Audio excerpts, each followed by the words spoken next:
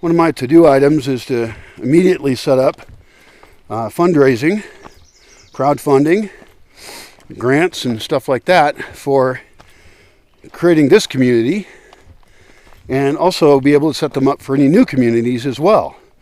And different communities might have very different projects. They might have a different focus, although a lot of communities will have similar businesses in each one of them. So I got to get right on that. And it's hard to do. It's hard to ask for money for me. And I don't want to use that to fund people who would like to come with no resources. This has to go along with a recruiting effort to recruit people who have a lot of resources and are willing to invest it. Now, I don't know why they would do that. Right now around where I live, there's a lot of land scammers. There's people who are on both sides of it. There's people who want to gather people together who will invest, but then they don't pay anything for the land. And so they're getting other people to buy them a community that they then own or are in charge of. And the people investing have no rights to make decisions or control anything. And I don't know who would be a sucker to do that, but a lot of people are looking for communities so desperately that there are those kind of scammers out there. There's also tons of scammers looking for communities they can join where everybody else is paying, but they aren't. That's their goal, is that they don't pay anything. So we have to cut those scammers out as well, unless they have a very specific role within the community, and they could actually even have paid roles. Now, in my case, I'm bringing to the table a huge piece of land, and it has a lot of value. I don't want to say how much, but I could easily just break it up and sell it. I could just sell as one piece, make a ton of money, or I could break it up, sell off the pieces, and I'd be done. I'd be set for life, no problems. But I wouldn't end up with the community that I'm envisioning. It would be your usual neighborhood. There would be noise problems, there'd be dog problems, there'd be kid problems, there'd be interpersonal problems, because there's no shared value structure.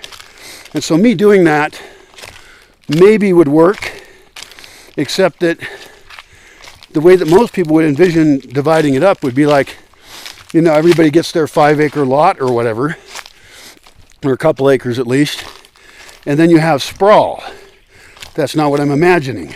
And I know that's what immediately comes to mind with a kind of a pioneering mindset, is I'm going to go ahead and buy my own place and I'll be fine. Well, I would support people doing that near me, but it does not meet my goals.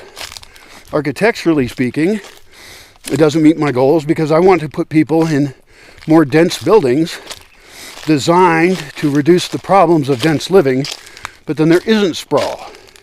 So that 80% at least of the land is mostly just park and food forest. That's a goal I've never heard of. You will hear of something called third spaces when people talk about urban design, and those are spaces that aren't commercial, they're not private, and they're available for anyone to be in. Those are very healthy for a community, and most communities have very little third spaces. They might have a little park or something, but I'm imagining that about 80% becomes third space.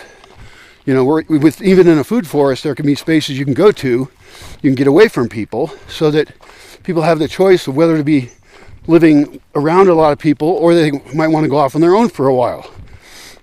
You should have a lot of ability to not be stuck in the same place with a bunch of people, which is how I feel when I'm in the city. I feel trapped. I feel like there's always people walking in my face. There's always cars zooming around everywhere. Most cities are built for cars or have been taken over by them.